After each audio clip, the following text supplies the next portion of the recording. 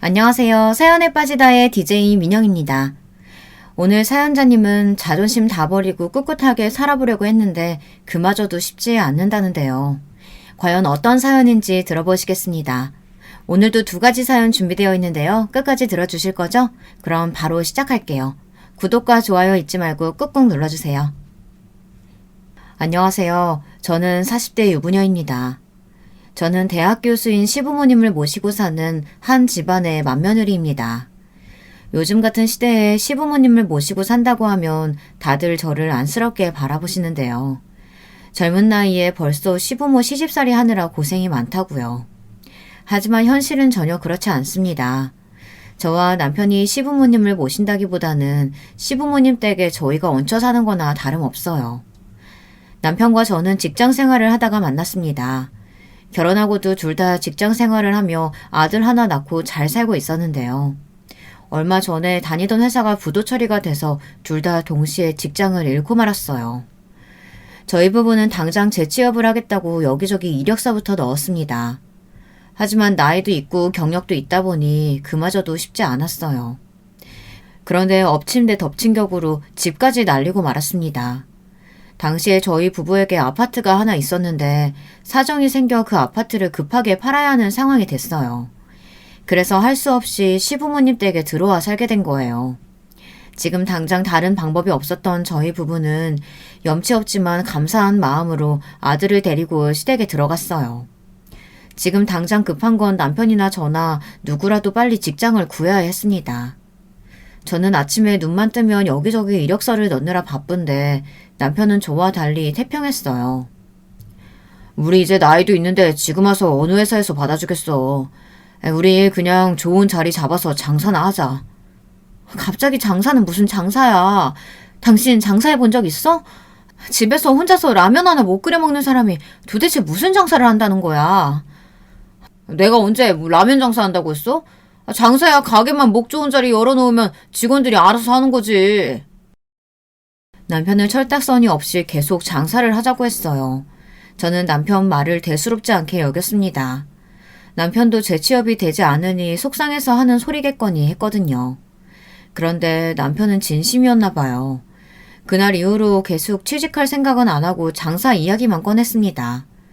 남편은 저에게도 이력서를 그만 넣으라고 했어요. 그 정도로 보냈는데 한 군데에서도 연락이 없는 걸 보면 방법이 없는 거라고요.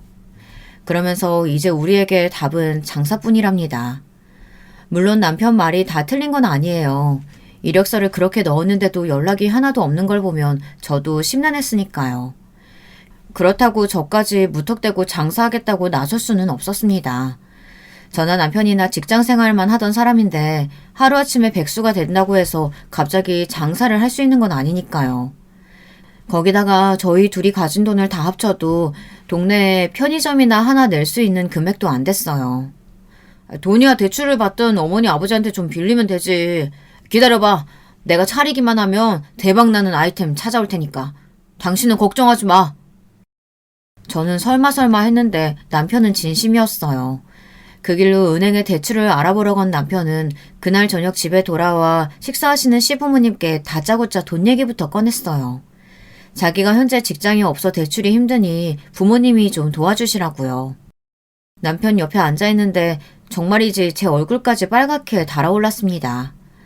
40이 넘은 아들이 부모 앞에서 돈을 달라고 하니 그 꼴이 너무 민망해서요. 다시 취직할 생각은 아예 접은 거냐?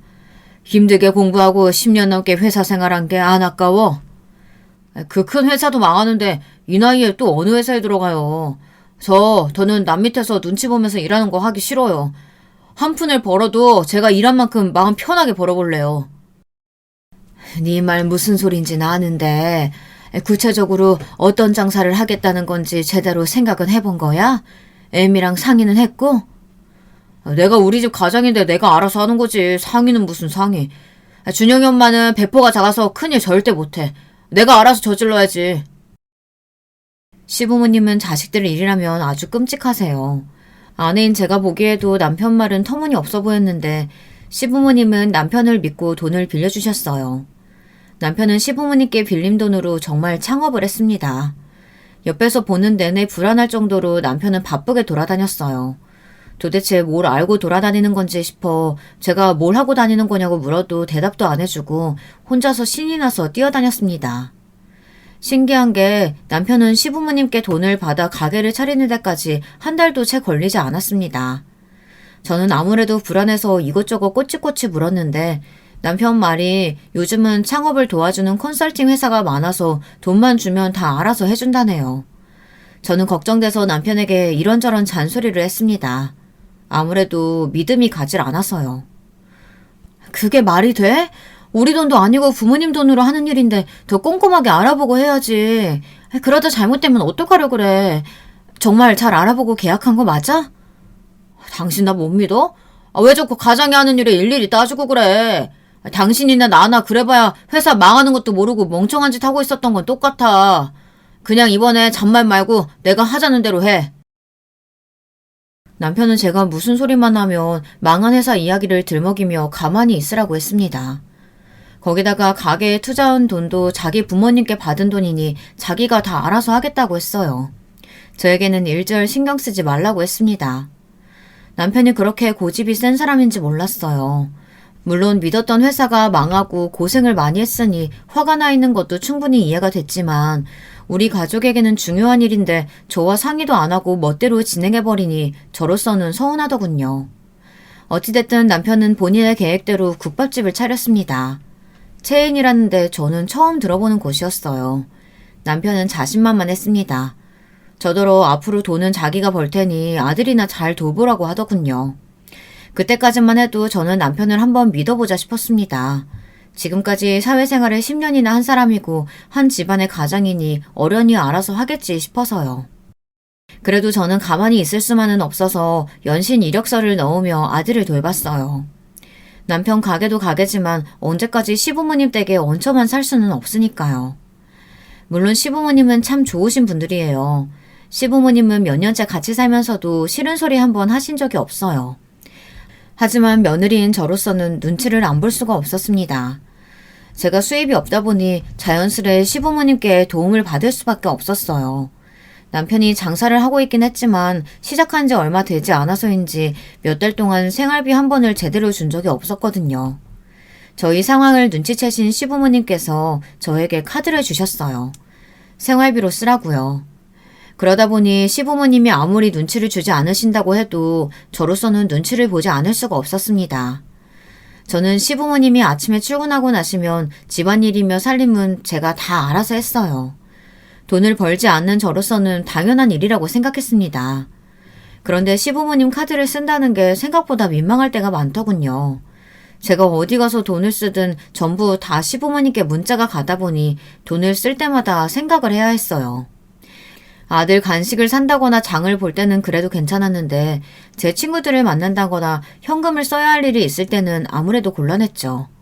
저는 참다 남편에게 생활비 이야기를 슬쩍 꺼냈어요. 시부모님 카드를 언제까지 써야 하냐고요. 그런데 남편 사정이 좋지 않은지 버럭하더군요. 상황이 좋아지면 어련히 알아서 주겠지. 장사도 안 돼서 짜증나 죽겠는데 돈 가지고 쪼아야겠어? 쪼는 게 아니라 매번 돈 쓸 때마다 시부모님 눈치 보는 게 힘드니까 그러는 거지. 팔자 좋은 소리 하고 있네. 당신은 그래도 부모님 카드라도 받아서 쓰잖아. 난 매일 가게 매출 신경 쓰느라 밥도 제대로 못 먹는다고. 본인이 가장이니 앞으로 돈 걱정은 하지 말라던 남편의 패기는 도대체 어디로 갔는지. 저더러 시부모님이 카드라도 줬으니 찍소리 하지 말고 받아 쓰라네요. 도대체 어쩌다 저희 부부가 이렇게 됐는지 모르겠습니다. 경제 상황도 상황이지만 부부 사이도 점점 나빠졌어요. 남편도 힘들고 바빠서 그러는 거겠지만 매일 가게 일에만 신경 쓰느라 가정에는 소홀했어요. 그전에는 그래도 쉬는 날이면 꼬박꼬박 아들과 함께 시간을 보내고는 했는데 가게를 시작하고 나서는 집에 들어오면 자기 바빴습니다. 쉬는 날에도 꼼짝도 안 하고 방에서 잠만 잤어요. 제가 몇 번 깨워서 아들과 시간을 좀 보내라고 해도 남편은 돈도 없는데 어디를 가느냐고 그냥 집에서 영화나 틀어주라고 했습니다. 저는 이대로는 안 되겠다 싶었어요. 이렇게 넋놓고 있다가는 정말 우리 가족에게 희망이 없어 보였습니다. 도저히 남편만 믿고 있을 수는 없어서 저는 아들이 유치원에 가 있는 시간만이라도 일을 해야겠다 싶었습니다. 저는 동네의 작은 마트에서 계산을 받는 아르바이트를 시작했어요. 아르바이트 치고 시급도 더 주고 집에서도 가까워서 저는 만족스러웠습니다. 이렇게 해서라도 현금을 조금이라도 모아둬야 나중에 아들 학원이라도 보내줄 수 있을 것 같아서요. 그런데 그마저도 녹록치 않았습니다. 저는 제가 아르바이트를 하는 게 별일 아니라고 생각했는데 시부모님이 느끼시기에는 그렇지 않았나 봐요. 제가 마트에서 일하고 있다는 사실을 동네 분들에게 들어 알게 되신 시부모님께서 결혼하고 처음으로 제게 화를 내셨어요. 너 힘들까봐 우리가 알아서 카드까지 줬는데 동네 마트 나가서 일하면 어쩌자는 거야? 이 동네가 얼마나 좁은 동네인지 몰라서 그래? 어머님, 아버님이 도와주시는 건 너무 감사해요. 그런데 저로서는 시부모님이 나가서 일하시는데 젊은 며느리가 집에서 놀고 있는 게 아무래도 죄송해서요. 네가 하나는 알고 둘은 모르는구나. 네가 우리 집 며느리인 거 이 동네 사람들 다 아는데 교수 시부모가 며느리 마트에서 일하게 한다고 얼마나 다들 뒤에서 수근거리겠어. 듣고 보니 제가 생각이 짧았습니다. 제가 미처 시부모님 생각을 못했어요. 시부모님은 결혼하신 이후 내내 이 동네에서 사셨는데요. 두 분 다 직업도 교수님인데다가 인품도 훌륭해서 동네에서 아주 평판이 좋았습니다. 제가 시부모님 며느리라는 걸 웬만한 동네 사람들은 다 아는데 대단한 교수집 며느리가 마트에서 아르바이트 한다고 하면 시부모님이 민망하실 게 당연했어요. 애미야, 네가 카드만 줘서 아무래도 불편했나 보구나. 여보, 아예 생활비를 좀 넉넉하게 줘, 넉넉하게. 더군다나 시아버지는 제가 시부모님께서 주신 카드가 부족해서 돈을 벌러 다니신다고 생각하셨어요. 시어머니에게 아예 현금으로 넉넉하게 주라고까지 하셨습니다.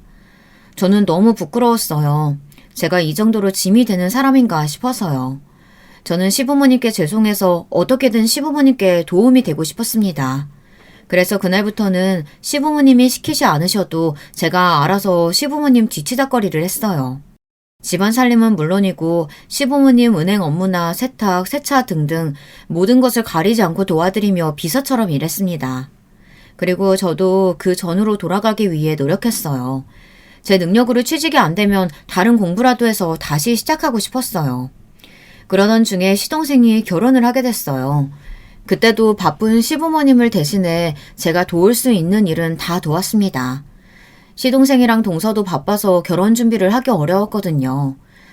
시동생은 변호사고 동서는 유명한 의류 매장 사장이에요.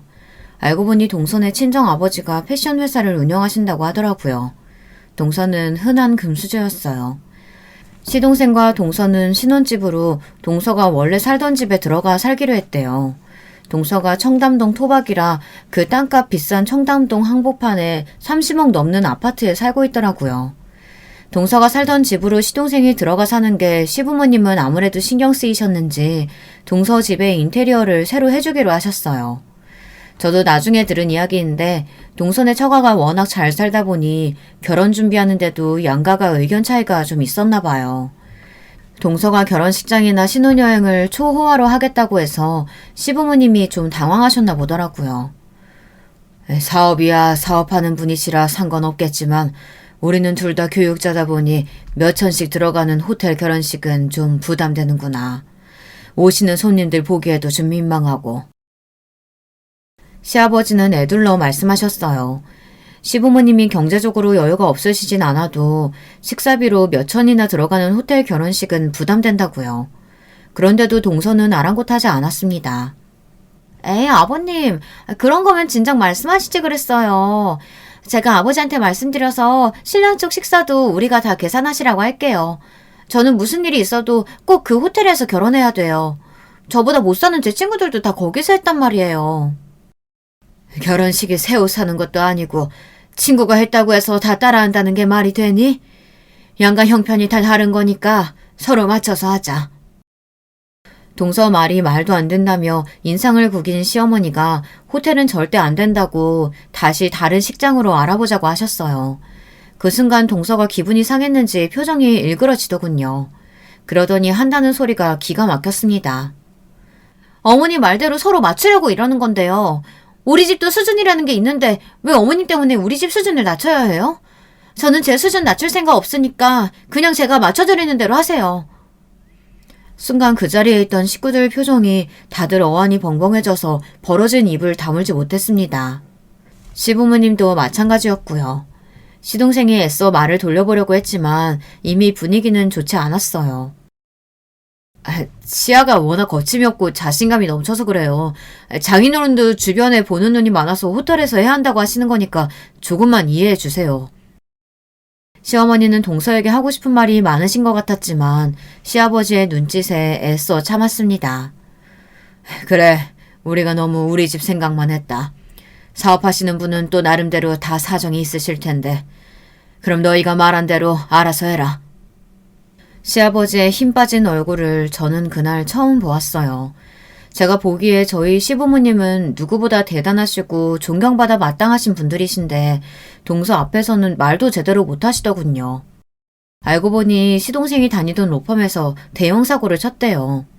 고소를 당해 합의금만 몇 억 소송을 당했다는데 그걸 동서 아버님이 해결해 줬다나 봐요. 거기다가 시동생이 로펌을 나오면 시동생 이름으로 사무실도 차려주겠다고 하셨다네요. 동서 아버님이 운영하시는 회사랑 주변에 아는 회사들 재판 관련인들까지 모두 다 시동생에게 맡기기로 하셨고요. 그러다 보니 동서는 누구보다 우리 집에서 갑이었어요. 누구도 동서 말에 토를 달 수가 없었죠. 동서에게 잘못 보였다가는 우리 집에서 가장 기대주였던 시동생마저 거리에 나앉게 생겼으니까요. 시부모님도 애써 동서 비율을 맞춰주고 있었지만 아무래도 마음적으로는 힘드셨는지 시동생 결혼 준비를 저에게 부탁하셨습니다. 나는 시아인지 뭔지 걔랑 이야기하다 보면 아주 머리가 지끈거려서 30분도 같이 못 있겠더라. 애미 네가 그냥 같이 다니면서 걔가 하고 싶은 대로 다 하게 내버려둬. 시어머니는 동서와 잠시도 같이 있기 힘드시다며 동선의 인테리어 일을 저에게 맡기셨어요. 어차피 동서가 하고 싶은 대로 다 할 테니 옆에서 도와줄 것만 도와주고 결제만 하라고 해주셨습니다. 시부모님이 소개해준 인테리어 업체가 있었어요. 오래전부터 시부모님과 잘 아는 사이라고 하셨죠. 저는 아무래도 동서와 상의해야 할 것 같아 시동생에게 연락처를 받아 계속 동서에게 전화했습니다. 그런데 동서가 계속 전화를 받지를 않더군요. 할 수 없이 시동생에게 연락해 인테리어 상담을 해야 하니 어체 사람과 청담동 집에 들어가겠다고 했습니다. 동서에게 전해달라고요. 저는 인테리어 상담날이 되어서야 동서를 만나게 됐어요. 그런데 동서는 저를 보고도 아는 척도 안 하고 그냥 지나쳐 버리더군요. 분명 얼마 전에 시댁에서 만났는데도 말이죠. 저는 애써 미소를 지으며 먼저 동서에게 다가가 인사했습니다. 손이 동서가 될 사람이라고요. 그제야 저를 알아본 동서는 저를 신기하게 바라보더군요. 제가 여기까지 올 줄은 몰랐답니다. 어머, 인테리어 업체에서 나온 사람인 줄 알았어요. 아무리 맏며느리라도 그렇지 시동생 결혼하는데 이런 허드렛 일까지 알아봐주고 고생이 많으시네요. 근데 어떡하죠, 형님? 이쪽이 제 스타일이 아니라서 이미 다른 데로 다 결정했는데. 시부모님이 인테리어 업체는 이쪽으로 계약하라고 하셔서 이미 다 결정을 해둔 상태였어요. 동서가 제 전화를 받지 않아 아직 계약금은 보내지 않았지만 구두로 이미 결정한 상태였습니다. 그런데 동서는 이미 다른 인테리어 업자랑 계약을 했다더군요. 내가 말한 업체는 시부모님께서 몇십 년 동안 거래했던 회사예요. 이미 구두상으로 결정해둔 상태니까 이쪽에서 다시 상담 받아보는 거 어때요? 경력도 많으시고 일도 꼼꼼하게 잘하시는데. 저는 동서에게 차분하게 제 생각을 이야기했습니다. 시부모님이 큰돈 들여 인테리어 해주시는 건데 시부모님이 잘 아시는 곳에서 하는 게 맞는 것 같아서요. 그런데 동서는 요즘 아가씨라 그런지 저와 생각이 달랐습니다. 끝까지 자기가 알아본 곳에서 하고 싶다더군요. 회사가 오래됐든 일을 꼼꼼하게 하든 제가 제 눈으로 본 게 아닌데 어떻게 믿어요. 아직 계약금 낸 것도 아니라고 하셨으니까 그냥 취소하세요. 저는 무조건 제가 알아본 업체랑 할 거예요. 그러니까 지금 바로 이쪽으로 계약금 보내주시고요. 동서는 사람을 부리는 데 익숙해서인지 저를 대할 때도 묘하게 자기 아랫사람 대하듯이 했습니다. 계좌번호가 적힌 명함을 건네더니 저더러 괜한 소리 하지 말고 그냥 계약금이나 넣어주라더군요. 나머지는 본인이 알아서 다 한다고요. 형님 이제 보니까 눈치가 좀 없으시네요. 제가 전화 안 받는 것도 제가 살 집이니까 제가 다 알아서 하겠다는 뜻이었는데 그걸 못 알아들으시고 굳이 여기까지 찾아와서 그 촌스러운 업체에서 하라고 하시는 걸 보면 좀 답답하시네요. 동서는 사람 말문을 턱턱 막히게 하는 재주가 있었습니다. 얼마나 말을 쌀쌀 맞고 재수없게 하는지 할 말이 없게 만들어버렸죠. 동서와는 그 이후로도 많은 일이 있었습니다. 결혼식을 할 때까지 돈이 들어가는 일은 시부모님을 대신해서 제가 다 따라다니면서 결제하곤 했어요. 시동생도 새로 사무실을 차리느라 정신없이 바빴거든요. 그래서인지 동서 심기가 좋지 않았어요. 예물을 고르거나 드레스를 고를 때마다 시동생이 나타나질 않으니 시동생에게 전화해서 화를 냈습니다. 무슨 대단한 일 한다고 결혼 준비하는데 신랑이 안 나타나고 형수를 보내. 이게 말이 돼? 예물이든 드레스든 한두 군데 보는 거면 나도 다 따라다니지. 벌써 대여섯 군데 보고 다니는데 일하는 사람이 그걸 다 어떻게 따라다녀. 항상 잘 참았던 시동생도 그날은 참기 힘들었는지 결국은 화를 내더군요. 제가 보기에도 동서가 심하긴 심했어요. 예물이며 드레스며 처음엔 시동생도 다 같이 다녔는데 한 달 내내 결정을 안 하고 구경만 다니고 있으니 매번 시간을 낼 수가 없었죠. 그래서 제가 따라 나오기도 한 거고요. 자기, 말 그따위로 할 거야? 인생에 한 번뿐인 결혼식인데 신중하게 생각하고 골라야지. 그리고 자기 사무실도 우리 아빠가 해준 거잖아. 그럼 내가 자기 상사나 다름없는 건데 내가 시키는 대로 해야지. 동서는 정말 막무가내였습니다. 공주님도 이런 공주님이 없었어요. 아무리 중요해도 한두 번이지 한 달 내내 일을 뺄 수는 없잖아. 내가 정말 바빠서 그러는 거니까 자기가 이해해줘. 오늘만 형수님이랑 같이 다니면서 골라. 시동생은 그대로 전화를 끊어버렸는지 동서가 핸드폰에 대고 소리를 막 지르더군요. 시동생 욕을 하면서요. 백화점 안에 있던 사람들이 모두 다 동서를 흘깃거리는데도 동서는 전혀 신경 쓰지 않았습니다. 가만 보면 동서는 화를 잘 참지 못하는 것 같아요. 동서의 모습에 저는 당황스러웠습니다. 동서 예물이랑 드레스를 골라주러 나왔다가 저까지 이게 무슨 망신인가 싶어서요. 그런데 문제는 동서는 시동생에게 화가 난 걸 저에게 풀었다는 겁니다. 그날 함께 들어간 예물숍은 명품이라 굉장히 비쌌는데요. 그런데도 이것저것 많이도 고르더군요. 저도 가진 건 없지만 안목은 좀 있는 편이에요. 그래서 시어머니도 동서와 시동생 결혼식에 저를 믿고 일을 맡겨주신 거고요. 저는 동서가 고른 예물들을 보면서 동서에게 더 어울릴 만한 디자인을 골라줬어요.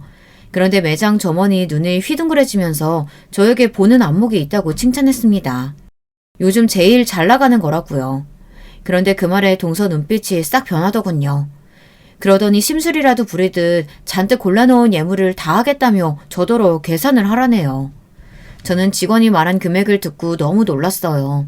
시부모님이 정한 예산보다 2배나 더 비쌌습니다. 저는 예산보다 너무 많이 산 것 같다고 동생에게 이야기하고 시부모님께 연락을 드리고 오겠다고 했습니다. 그러자 동서가 팔짱을 끼더니 콧방귀를 끼더군요.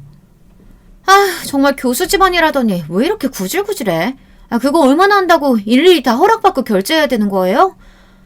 동서, 아무리 우리끼리 있어도 그렇지 말이 너무 지나친 거 아니야? 시부모님한테 구질구질하다니.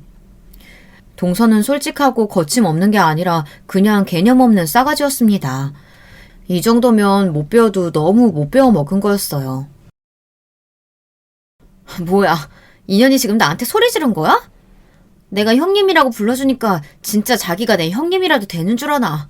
야, 너 직장도 잘려서 집도 날리고 시댁에 들어가서 빌부터 사는 거라며. 그런 주제에 어디서 훈계질이야. 저는 순간 제 두 귀를 의심했습니다. 동서가 정말 저에게 하는 말이 맞나 싶어서요. 동서는 백화점 명품관 앞에서 저에게 삿대질을 하며 쏘아붙였습니다. 저는 너무 놀라서 동서에게 한마디도 못하고 그대로 집에 왔어요. 얼마나 놀랐는지 집에 올 때까지도 손이 덜덜 떨렸습니다. 동서는 저보다 10살이 어려요.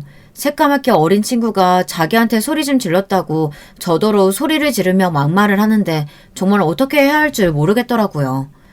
그런데 그날 저녁 더 당황스러운 일이 생겼습니다. 식구들과 저녁을 먹는데 시동생이 씩씩거리며 집에 들어왔어요. 그러더니 저를 부르며 주방으로 들어오더군요. 형수, 도대체 우리 시아한테 뭘 어떻게 한 거예요? 시아가 다시는 형수 얼굴 보고 싶지 않다고 앞으로 형수랑 마주치게 하면 나랑 결혼 안 한대요. 오늘 백화점에서 뭘 어떻게 하셨길래 그래요? 적반하장도 유분수지.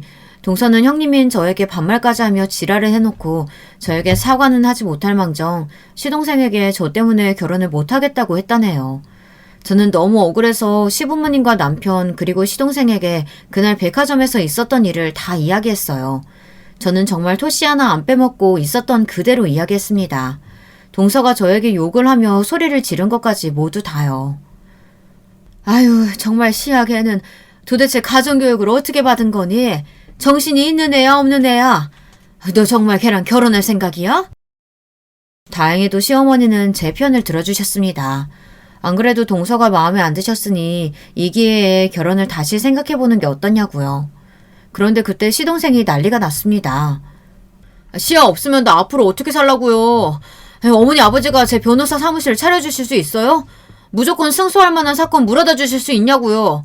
저 도와주실 거 아니면 방해는 하지 마세요. 시아는 저한테 지금 마지막 동아줄이에요. 저는 무조건 시아랑 결혼할 거니까 형수님 지금 당장 시아한테 연락해서 제대로 사과하세요. 안 그러면 제 결혼식에 형수 자리는 없어요. 아니 이 녀석이 부모 앞에서 못하는 소리가 없어. 너야말로 지금 당장 형수한테 사과 안 해? 시부모님은 모두 제 편을 드시며 시동생을 나무랐지만 시동생은 저에게 사과할 생각이 없었습니다. 끝까지 저더러 동서에게 연락해 사과하라고 했어요. 거기다가 더 서러웠던 건 남편의 태도였습니다. 시동생이 돌아가고 밤이 되자 저더러 동서에게 연락을 하라고 하더군요. 빨리 연락해서 잘못했다고 실수였다고 말하래요. 저는 어이가 없어서 내가 잘못한 게 없는데 왜 사과를 해야 하냐고 남편에게 따졌어요. 그러자 남편이 하는 말이 기가 차더군요. 당신은 도대체 누구 남편이야? 당신이 능력도 없고 못나서 내가 시댁에 얹혀 사니까 동서가 나까지 무시하면서 막대하는 건데 당신은 나한테 미안하지도 않아? 미안하긴 뭐가 미안해. 당신이 나한테 미안해야지.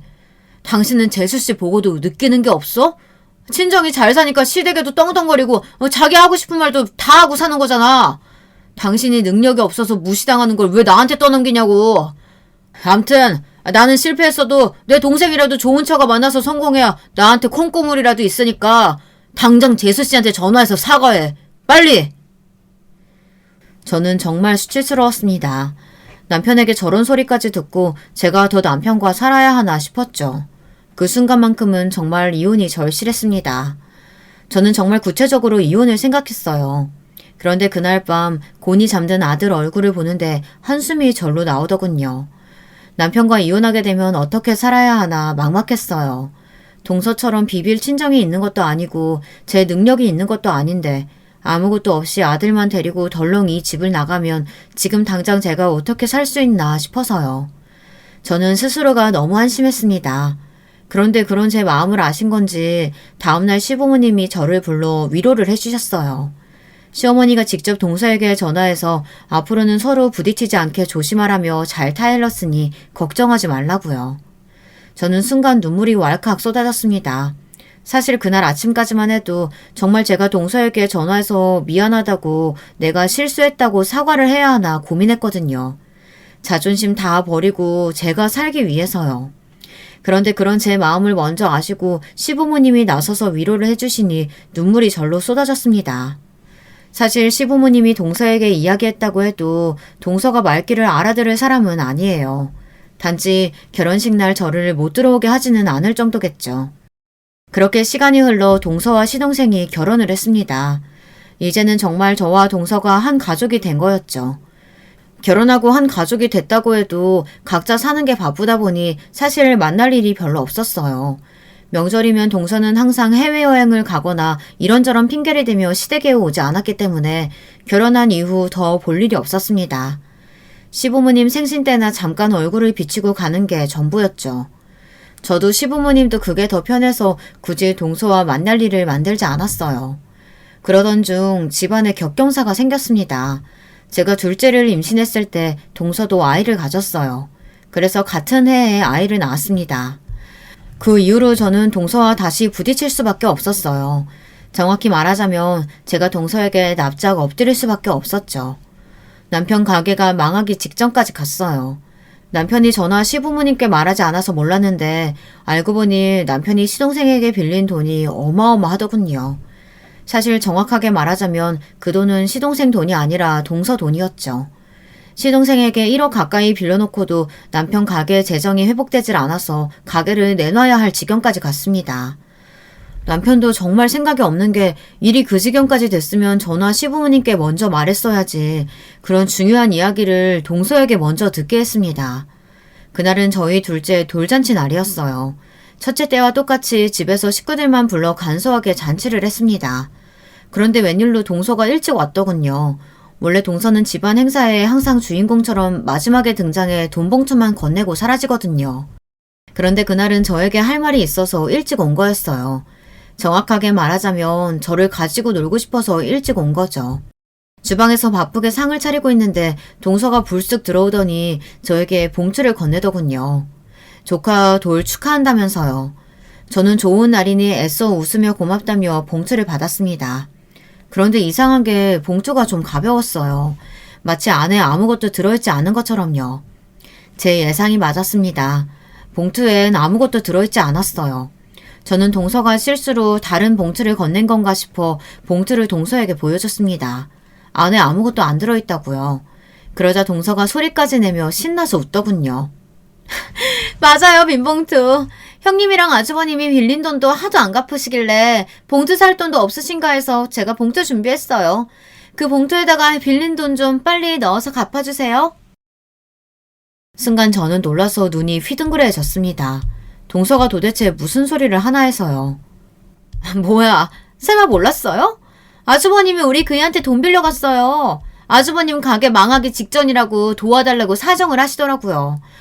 어쩜 살 비비고 같이 사는 부부가 그런 중요한 것도 몰라요? 아주버님도 진짜 대책 없다. 동서는 뭐가 그렇게 재밌는지 연신 손바닥을 치며 웃어댔어요. 저는 어쨌든 제 남편이 잘못한 일이니 미안하다고 사과했습니다.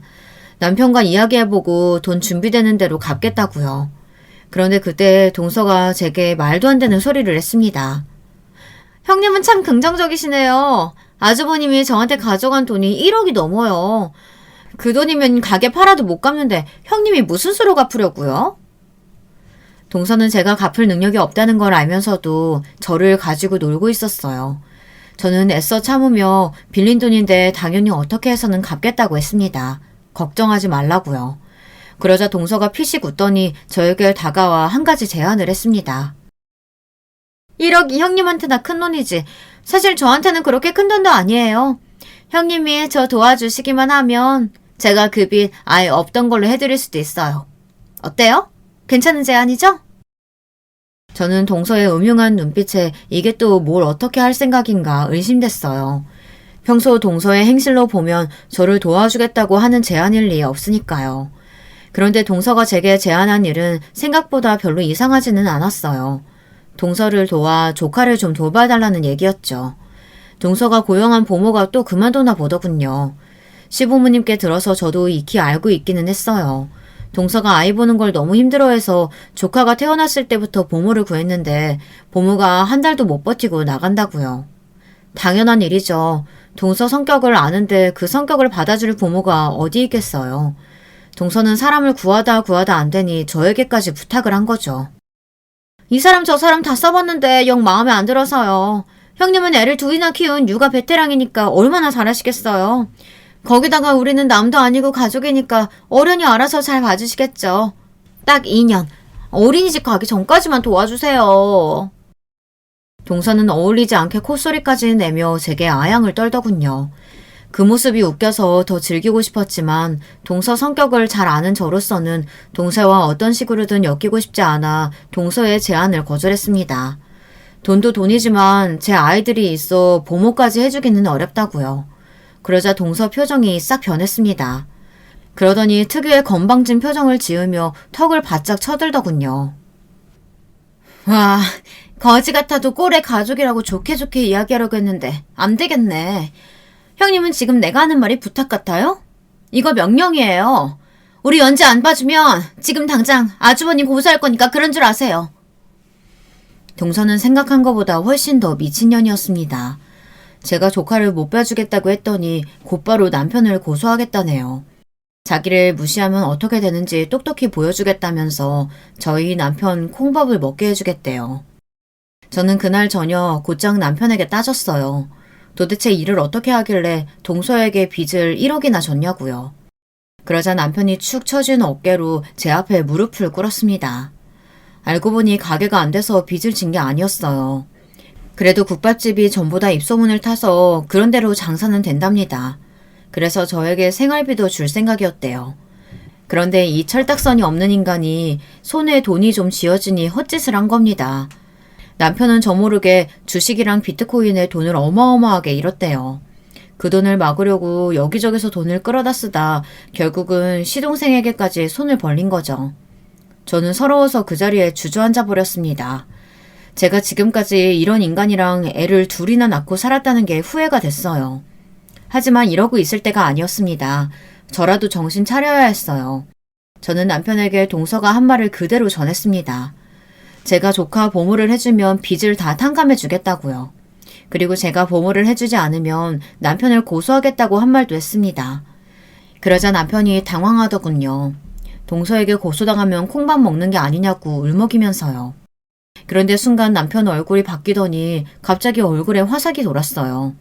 그러더니 저더러 차라리 잘 됐다네요. 어쩌면 이게 기회인지도 모르겠다. 당신이 애 보는 거 잘하잖아. 재수씨 말이 우리 애들 보면서 같이 연지만 봐주면 우리 빚 다 없는 셈 해주겠다는 거 아니야. 뭘 고민해. 무조건 해야지.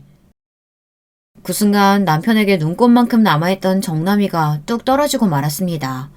제가 지금까지 어떻게 살았는데 아무리 생각이 없어도 그렇지 자기가 사고치고 진 빚을 저더러 갚으라뇨. 그것도 그 재수없는 동서녀의 시중을 들면서요. 저도 도저히 이렇게 살 수는 없었습니다. 저는 남편에게 이혼을 선언했어요. 당신은 생각이 있니 없니? 지금 나더러 그 재수없는 년 옆에서 시녀 노릇을 하라는 거야? 그까지 돈 때문에? 나 당신이랑 더는 못 살아. 이혼해! 그 순간 문 밖에서 우는 소리가 들렸습니다. 저희 큰아들이었어요. 방 안에서 저와 남편이 큰 소리를 내자 큰아들이 걱정됐는지 방에 왔다가 저희 부부가 하는 소리를 들었나 봐요. 거기다가 아들 옆에는 시어머니까지 계셨죠. 아무리 속상하고 화가 나도 그렇지 시부모도 있고 자식도 있는 집에서 부모가 이혼이라는 소리를 꺼내면 되겠어. 언제나 제 편이었던 시어머니마저 속상하신지 저를 한번 쏘아보고는 우는 아들을 데리고 방을 나가버렸습니다. 그 와중에 제 남편은 제 속도 모르고 또 제 탓을 했어요. 아이고, 자식이 둘이나 있는 여자가 애들 앞에서 못하는 소리가 없어. 그리고 당신 주제에 지금 나랑 이혼하면 살 방법이나 있어? 그나마 나랑 사니까 교수 며느리 소리라도 듣는 거야. 암튼 팔자 좋은 줄도 모르고 염치도 없이. 잔말 말고 내일부터 당장 재수씨네 가서 연지나 봐줘. 저는 남편이 무슨 소리를 하든 귀에 들어오지 않았습니다. 단지 조금 전 방문을 열고 울면서 저를 바라보던 아들 얼굴만 떠올랐어요. 아들에게 너무 미안했습니다. 평소 씩씩해서 넘어져도 울지 않는 아이인데 엄마 아빠가 싸우고 이혼한다는 소리를 들었으니 얼마나 무섭고 속상할까 싶어서요. 다음날 저는 첫째를 유치원에 보내고 둘째를 데리고 동서네 집에 갔습니다. 저를 위해서가 아니라 제 아이들을 위해 동서의 제안을 받아들이기로 했어요. 남편도 제가 조카를 봐주고 빚을 정리하면 앞으로는 절대 주식이든 비트코인이든 손에 대지 않겠다고 약속했거든요.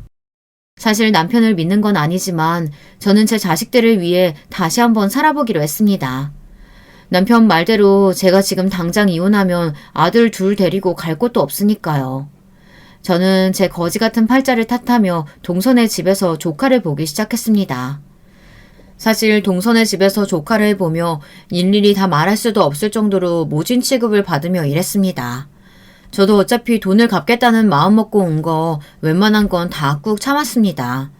조카 보는 거 가지고 이거 먹여라 이거 입혀라 잔소리하는 건 다 참을 수 있었어요. 그런데 은근히 제 아들과 차별을 두고 키우라는 식으로 이야기하는 건 못 참겠더라고요. 한 번은 제 아들이 놀다 속이 안 좋아서 이유식 먹을 거를 옷에 다 토했는데요. 제가 여벌옷을 안 가지고 와서 조카 옷을 좀 입혔습니다. 그랬더니 동서가 아주 노발대발 난리를 치더군요.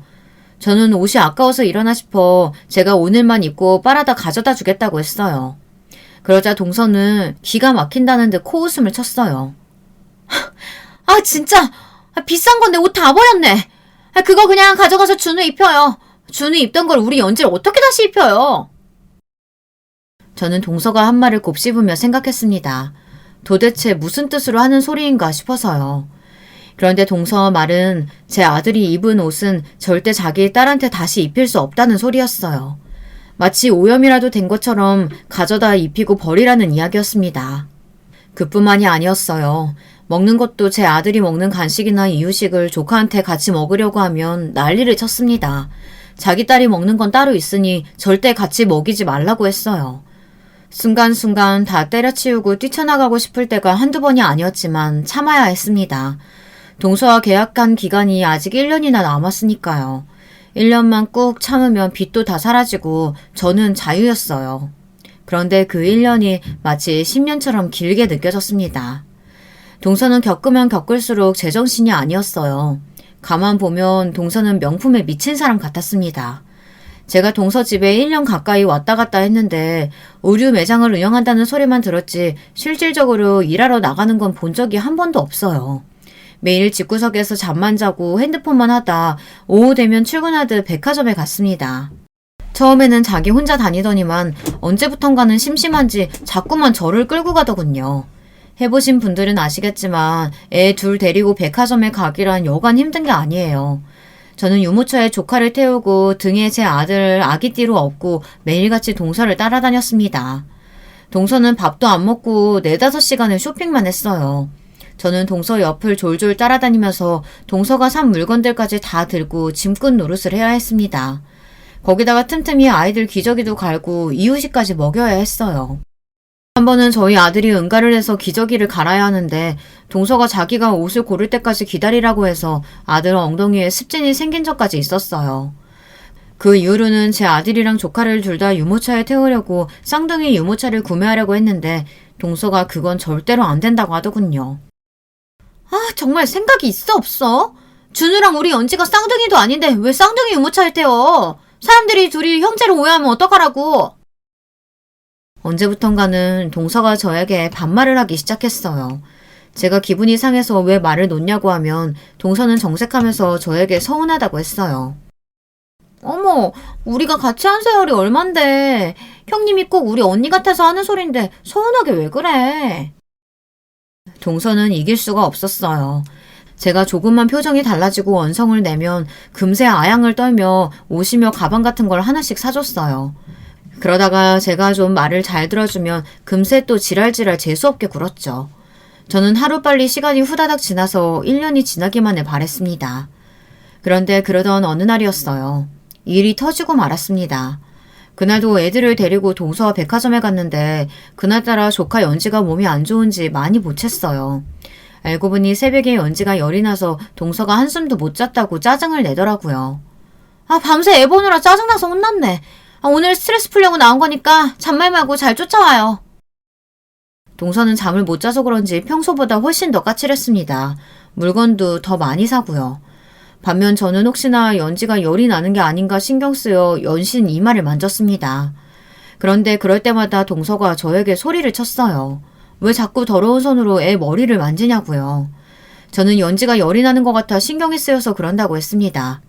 그러자 동서는 말도 안 되는 소리 하지 말고 집이나 들으라며 저에게 쇼핑백을 건넸어요. 그런데 그 순간 동서가 한 번에 너무 많은 쇼핑백을 저에게 건네서 그만 제가 들고 있던 동서 가방을 바닥에 떨어뜨리고 말았습니다. 동서가 평소 제일 아끼던 샤넬백이었어요. 그때 동서가 갑자기 제 어깨를 세게 밀쳤어요. 뭐 하는 짓이냐고요.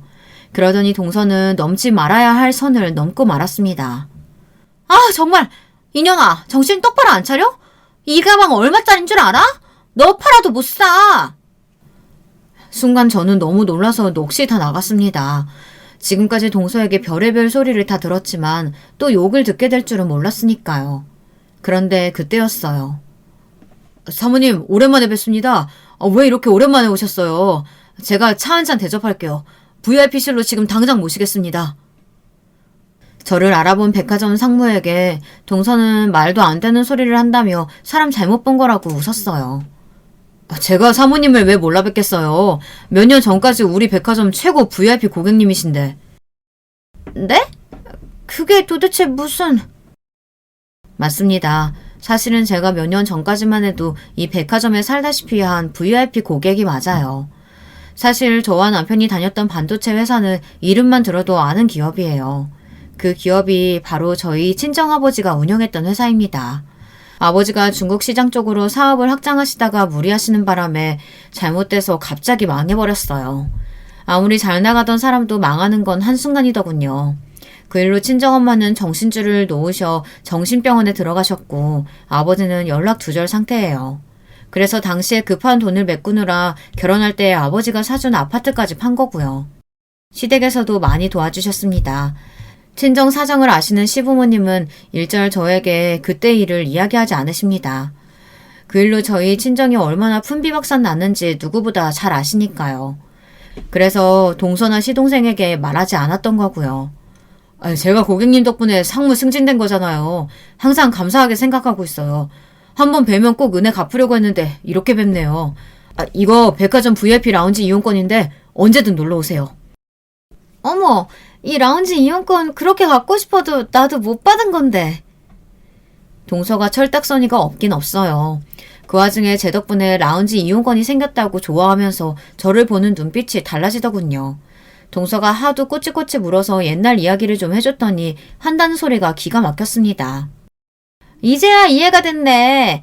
형님이 쥐뿔도 없으면서 논도 높고 안목이 좀 있다 싶었더니 이게 다 나랑 같은 부류라서 그랬구나?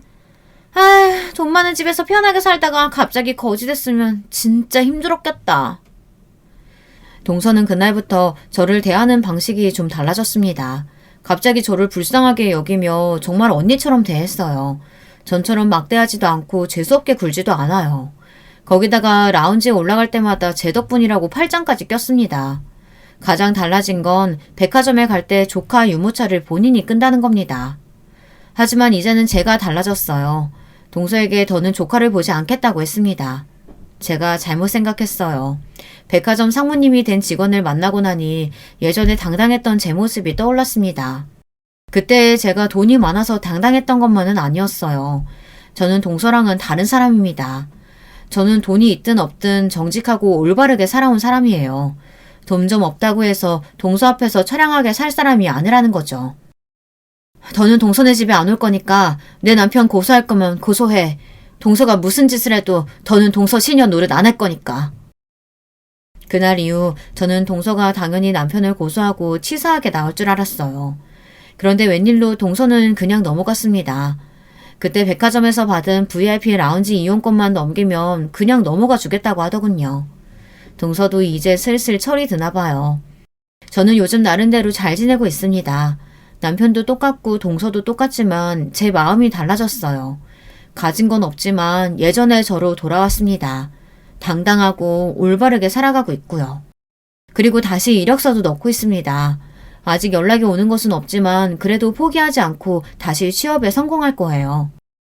여러분이 이런 저를 응원해주세요.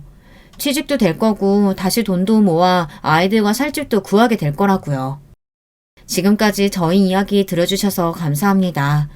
여러분들도 젊은 날에 당당했던 본인의 모습을 되찾을 수 있기를 바라겠습니다.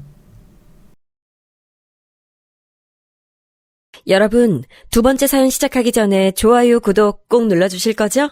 그럼 두 번째 사연 바로 시작합니다. 안녕하세요. 저는 경기도에 살고 있는 30대 초반 여자입니다. 결혼을 일찍 한 편이라 벌써 결혼한 지도 5년이 됐네요. 하지만 요즘 5년간의 결혼 생활을 이제 끝내야 하나 말아야 하나 결정해야 하는 기로에 서 있어서 너무 갑갑한 마음에 사연을 신청하게 됐습니다. 남편과 저는 대학교 시절 만났습니다. 학교 선배였던 남편과 우연히 친해졌고 성격이 잘 맞아서 금방 사귀게 됐습니다. 졸업 후 저는 전공과 관련된 회사에 바로 취업을 해서 일을 시작했습니다. 남편은 저와 달리 졸업 후 바로 취업하지 않고 공무원 시험을 본다며 매일매일 독서실에 틀어박혀 공부를 하는 수험생이 됐습니다. 자기 성격에 치열한 경쟁사회에서는 살고 싶지 않다며 자기는 정년이 보장되고 경쟁 없이 편하게 일할 수 있는 공무원이 되고 싶다면서요. 사실 공무원이 편하게 일하는진 잘 모르겠지만 본인 생각에 그게 적성에 맞을 것 같다고 하니 저는 묵묵히 응원하고 기다렸습니다. 사실 남편이 학교 다닐 때에도 공부를 나름 잘하는 편이었고 차분하게 책상에 오래 앉아있는 스타일이라 정말 열심히 한다면 합격할 수 있을 것 같았어요. 공무원 시험 준비를 한 첫 해의 시험은 떨어졌습니다. 공부 기간이 짧았으니 어쩔 수 없는 결과라고 생각했어요. 남편은 너무 실망했지만 최대한 제 나름대로 기운 내라고 맛있는 것도 사 먹이고 위로를 해줬습니다. 평소에도 남편이 공부만 한다고 밥도 잘 못 챙겨 먹고 있는 것 같아서 독서실에서 먹을 수 있는 간단한 간식이라도 자주 사다가 채워주고 일주일에 하루 공부를 쉬는 날에는 공기 좋은 곳에 잠깐이라도 가서 같이 바람 쐬고 평소에 가보고 싶어 했던 식당도 데려가서 밥도 사주고 했습니다. 여름엔 더울까 겨울엔 추울까 계절마다 옷도 사입혀가며 물심양면으로 응원했습니다. 많지도 않은 월급에 적금 들 것도 줄여가긴 했지만 남편한테 쓰는 돈은 아깝지 않다고 생각했습니다. 하지만 제가 이렇게 남편에게 헌신하는 것에 대해서 주변 친구들은 걱정을 하곤 했습니다. 야, 너 그렇게 헌신하다가 오빠가 공무원 합격해서 너 버리면 어떡할래? 아니야, 오빠 그럴 리가 없어. 뭐가 그럴 리가 없어. 사람 일은 모르는 거야. 원래 고시공부 합격하면 뒷바라지 해준 여친 배신하고 새로운 여친 사귀는 사람 많다더라. 그러니까 너도 조심해. 친구들이 이런 얘기를 할 때마다 겉으로는 아니라고 했지만 걱정을 아예 안 했다면 거짓말이겠지요. 하지만 제 걱정과는 달리 배신당할 일은 일어나지 않았습니다. 남편이 공무원 시험에 2년 연속 떨어지고 공부를 포기했거든요. 솔직히 3년은 할 줄 알았는데 생각보다 끈기가 없었나 봅니다. 남편은 공무원 시험을 포기한 후 대충 스펙에 맞춰서 작은 중소기업에 취직했습니다.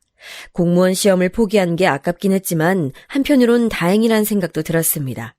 언제 합격할지 모르는 공무원 시험 뒷바라지 하면서 기다리는 것보단 적은 월급이라도 같이 모으다 보면 금방 결혼자금 모으고 행복한 결혼 생활을 할 수 있을 것 같았거든요. 그 이후 남편은 취직해서 나름 회사에 잘 적응하며 다녔고 얼마 지나지 않아 저에게 프로포즈를 했습니다. 수연아, 나랑 결혼하자. 내가 모은 돈도 없고 아직 부족하지만 행복하게 해줄게. 라면서요. 솔직히 프로포즈를 받은 당시에는 기쁨 반 걱정 반이었습니다. 아니, 걱정보다는 황당이라고 할까요? 이제 막 취업했는데 결혼이라니. 전 사실 남편이 취직하고 몇 년 동안은 같이 돈 벌면서 결혼자금 차근차근 모아서 빨라도 2, 3년 후쯤을 생각하고 있었는데 모은 돈도 하나 없이 결혼이라뇨. 제 나이가 아직 20대 중후반이라 아직 결혼하기엔 이른 것도 있기도 했고요. 공부만 하느라 세상 물정을 모르나 하는 생각도 했습니다. 하지만 남편과 오래 사귀기도 했고 언젠가 결혼을 한다면 남편과 하겠다고 생각하고 있었어서 그 시기가 조금 당겨질 뿐이라고 생각하니 별 문제가 안 된다는 생각이 들었습니다. 그래서 저는 프로포즈를 받아주고 남편과 서로 결혼에 대해 구체적으로 얘기하게 됐어요. 얘기하다 보니 제일 중요한 건 아무래도 집 문제였습니다. 남편은 이제 막 취업했으니 당연히 모은 돈이 하나도 없었고요. 저도 직장 생활하면서 모은 돈이 약 3천만 원 가량이었습니다. 결혼식 비용에 신혼집까지 구하기엔 택도 없는 돈이었죠. 그때 남편이 말했습니다. 내가 안 그래도 부모님이랑 상의 좀 해봤거든? 그랬더니 좋은 방법이 있더라고. 뭔데? 우리 부모님 집 있잖아. 너도 저번에 한번 와봐서 알지? 거기 방 하나가 남거든? 거기서 당분간 살면서 돈 모으는 건 어때? 뭐? 나보고 시댁에 들어가서 살라고? 아니, 평생 거기서 살자는 게 아니라 우리 돈 모아서 이사 가려면 적어도 5년은 있어야 되니까 딱 5년만 거기서 살자. 전 굳어가는 표정을 숨길 수 없었습니다. 제 주변 친구들 중엔 아무도 시댁에 사는 사람이 없었습니다. 5년만 시댁에서 살자뇨. 정말 청천벽력 같았습니다. 솔직히 말이 5년이지 그때까지 이사갈 만큼 돈이 모인다는 보장도 없고 또 혹시 아이라도 생긴다면 더욱더 분가하기 힘들 것 같았습니다. 전 제 걱정을 남편한테 얘기해봤습니다. 오빠, 5년이 될지 10년이 될지 어떻게 알아? 난 그건 싫은데. 우리 부모님 약속 잘 지키시는 분들이야. 5년만 거기서 살면 분가할 때 조금 도와주신다고 하셨어. 그리고 우리 부모님 좋은 분들이시잖아. 남편은 뭐가 문제냐는 듯 웃으면서 얘기했습니다. 부모님이 간섭하는 스타일이 아니니 걱정하지 말라며 같이 살면 엄마가 집안일도 같이 해주실 거라서 너도 편할 거라고 하더라고요. 수연아, 조금 불편하더라도 딱 5년만 고생하자. 5년 뒤에 분가하는 걸로 꼭 약속할게. 남편은 제 눈을 똑바로 바라보며 본인을 믿어도 된다는 표정으로 얘기하더군요. 남편과의 달콤한 신혼생활을 기대하고 프로포즈를 오케이 했는데 시댁에서 살아야 한다니 정말 눈앞이 깜깜했습니다. 다른 방법이 없나 머리를 싸매고 몇 날 며칠 고민했지만 도저히 해답이 나오지 않았습니다. 저희 집의 경우 제 밑으로 동생이 2명이나 있고 막내는 아직 대학생이라서 저희 부모님은 아직 들어갈 돈 많다고 결혼자금 지원은 못 해주신다고 이미 못 박았거든요. 시댁도 시어머니는 전업주부시고 시아버지는 정년퇴직이 얼마 남지 않은 데다가 지금 살고 있는 집 외에 자산은 없는 걸로 알고 있습니다. 하지만 막상 프로포즈를 받으니 남편이랑 결혼은 빨리 하고 싶고 정말 어떻게 해야 될지 머리가 너무 복잡했습니다. 결국 고민 끝에 긍정적인 방향으로 고민하기로 했습니다. 어차피 몇 년 더 돈을 모은다고 해도 제 월급이나 남편 월급이나 고만고만해서 큰 금액은 모을 수 없는 상황이었고 어차피 몇 년 후에도 대출 없인 집 못 살 텐데 그냥 지금 합가하고 같이 돈 모으면 생활비도 줄이고 한 푼이라도 더 모을 수 있을 것 같았습니다. 그리고 5년간 연애하며 남편 부모님과 식사도 몇 번 했지만 나쁘신 분들은 아닌 것처럼 보였고 막상 또 살아보면 별거 아닐 수도 있겠다 하는 생각이 들었습니다. 대신 저는 남편에게 약속을 꼭 지킬 것을 당부했습니다. 오빠가 말한 대로 결혼하고 5년만 시댁에서 살자. 대신에 딱 5년이야. 5년 후엔 모은 돈이 부족해도 무슨 일이 있어도 꼭 분가는 하는 걸로 약속해. 당연하지. 내가 꼭 약속할게. 5년 후에 꼭 분가하자. 남편은 제 두 손을 꼭 맞잡으며 확신에 찬 목소리로 5년 뒤 분가를 약속했습니다. 이렇게 저와 남편은 5년간의 연애 끝에 결혼을 하게 됐습니다. 예산이 부족해서 결혼식은 최대한 간소하게 진행했어요. 시댁의 작은 방 하나를 신혼방으로 꾸몄는데 방이 작다 보니 침대에 화장대, 옷장 정도 들어가니 끝이더라고요. 근데 여기서 일이 또 하나 생겼어요. 전 우리 방만 꾸미면 된다고 생각했는데 갑자기 남편이 시부모님이 쓰시던 가구들이랑 싱크대도 바꾸자고 하더라고요.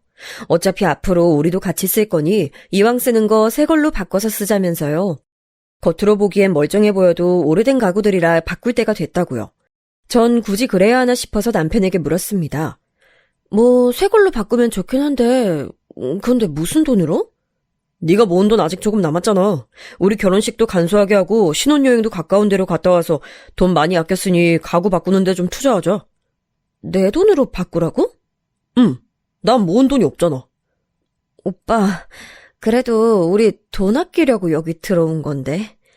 에이, 그건 뭐 얼마나 든다고. 앞으로 내가 열심히 돈 벌고 용돈 아껴 써서 생활비에 최대한 보탤게. 그러니까 우리 새로운 가구로 신혼 느낌 내보자. 거기다 여기엔 시어머니도 한몫했습니다. 아유, 가구가 다 낡아서 이거 다 중고로 팔든가 해야 되는데 아유, 못 쓰겠네. 소파도 푹 꺼졌고 아유, 세아가 보이지? 네? 제 눈엔 괜찮아 보이는 것 같기도. 괜찮기는 넌 보는 눈도 없다 얘. 다 못 써서 버릴 지경의 가구를 보고도 그런 말이 나와? 참나. 아유, 우리가 뭐 너희한테 꼭 해달라는 거 아니야. 그러니 지레 겁먹을 거 없어. 시어머닌 그런 식으로 툭툭 말씀을 내뱉으셨는데 그 말들은 모조리 제겐 부담으로 자리 잡았습니다. 결국 남편의 신혼 느낌 내보자는 말과 더불어 못 이기는 척 소파, TV장, 싱크대, 식탁 등 가구 여러 개를 제 남은 돈으로 최대한 맞춰서 새로 바꿨습니다. 돈은 생각보다 어마어마하게 들었고요. 나중에 쓴 돈을 계산해보니 이 돈이면 왜 여기를 굳이 들어온 건가 싶기도 했네요. 그래도 새 가구로 바꾸고 보니 낡았던 집이 조금은 화사해져서 기분은 좋더라고요. 물론 거실에 나가면 어머님과 아버님이 소파에서 TV를 보고 계신다는 점이 조금 불편했지만 그래도 방에 들어오면 마치 20살 넘어 처음 자취할 때처럼 기분이 새롭고 좋았습니다. 그렇게 시간이 지나 시댁에서 산 지 3개월. 여기까진 나름 괜찮았습니다. 아침엔 출근 준비하느라 정신없고 출퇴근 거리가 좀 멀다 보니 6시에 일찍 퇴근해도 집에 오면 7시 반이었습니다. 시부모님과 함께 지내는 시간은 저녁 시간뿐이었죠. 저녁엔 어머님이랑 같이 집안일도 하고 밤늦게 어른들 주무실 때는 방에서 혼자 취미 생활도 잠깐씩 했습니다. 혹시 알아보시는 분 있으실까봐 자세히 말씀 못 드리지만 수공예로 작은 액세서리 만드는 취미가 있었거든요. 결혼 전부터 했었는데 너무 재밌고 또 나름 소질도 있어서 꾸준히 재료를 구입해서 만들게 됐습니다. 낮에 직장에 있다 보니 택배는 주로 집에 계시는 어머님이 받아주셨는데요. 근데 택배를 몇 번 받아주시다가 어느 날은 갑자기 저한테 짜증을 확 내시더라고요. 예! 너 이런 건 대체 왜 자꾸 사는 거니? 어머니, 이거 저 취미로 하는 거예요. 저번에 제가 하나 만들어드렸잖아요. 새로운 것도 만들어 보려고요. 이런 거 만들어서 대체 어디에 쓰려고? 그냥 취미로 하는 거예요. 어머님이 TV 보시는 것처럼 저도 재미로 하는 거예요. TV 보는 건 돈 안 들잖아. 방도 좁은데 이런 쓰잘데기 없는 거 자꾸 사다가 쌓아놓지 말고 애 만들 생각이나 해라. 밤마다 이딴 거나 만들고 있으니 아유, 이거 뭐 어디다 쓰지도 못하는 거 뭐 한다고 자꾸 만드는지, 아유. 어머님은 어느 순간부터 제가 취미 생활하는 게 언짢으셨나 봐요. 제가 제 돈으로 제 방 안에서 조용히 하는 건데도 싫어하시더라고요. 왜 그러시는지 이해가 안 돼서 남편에게도 슬쩍 말해봤지만 짜증만 돌아왔습니다. 그래, 엄마 말이 맞아. 나도 거슬렸다고. 엄마 말대로 그거 재료 좀 작작 사라. 우리 돈 모아서 분가하기로 한 거 아니었니? 이거 재료비 얼마나 한다고 그래. 끼케야 한 달에 몇만 원인데 자기는 담배값으로 일주일에 몇만 원씩 나가잖아. 담배랑 이거랑 같냐? 담배는 안 피우면 금단 현상이 있으니까 어쩔 수 없이 피우는 거라고. 그럼 담배를 끊으면 되는 거 아니야. 진짜 어이없네. 아유, 말이 안 통한다. 됐다. 시끄럽게 하지 말고 말 걸지 마. 짜증나니까. 남편은 인상을 팍 쓰더니 이불을 걷어차고 돌아 누웠습니다. 도대체 왜 제가 제 취미 활동으로 이런 구박을 받아야 하는 건지 달래줄 줄 알았던 남편마저 그렇게 말하니 너무 섭섭했어요. 결혼 전에 자상했던 남편은 어느 순간부터 짜증이 늘고 성격이 이상하게 변했습니다. 남편뿐만이 아니었어요. 결혼 초반에는 남편과 싸우면 중재 입장을 취하시던 시부모님도 어느 순간부터는 잘잘못을 따지지 않고 무조건 남편 편을 드시더라고요. 본인 아들이 회사에서 스트레스를 많이 받으니 저보고 이해하라면서요. 저도 맞벌이 하니까 스트레스 받는 건 똑같은데 말이죠. 그래도 본인 아들이 성격이 꼼꼼하고 완벽주의 성향이라 저랑 스트레스 받는 양이 다르다네요. 저보고 어디 가서 이렇게 세심하고 꼼꼼한 남편 만날 수 있을 줄 아냐면서 남편이 공무원 합격만 했어도 저랑 결혼하는 거 반대했을 거라는 막말까지 하시더라고요. 어머님, 말씀이 너무 심하신데요? 반대라뇨. 어떻게 그런 말씀을. 내가 누누이 말하지 않니? 얘 그릇이 큰 애다. 뭘 해도 될래라고. 근데 네가 괜히 쪼잔스러운 걸로 싸움 걸어 애 스트레스 받게 하고 기죽이면 나가서 일을 제대로 할 수 있겠니? 그게 난 불만이라는 거야. 가뜩이나 일하느라 힘들고 스트레스 받는 애를 왜 쥐잡듯 잡고 볶아대? 우리 땐 여자면 그저 순종하고 남편 뒷바라지 하는 게 도리였어. 내가 너한테 뭐 큰 거 바랐니? 도리만 하라고, 도리만!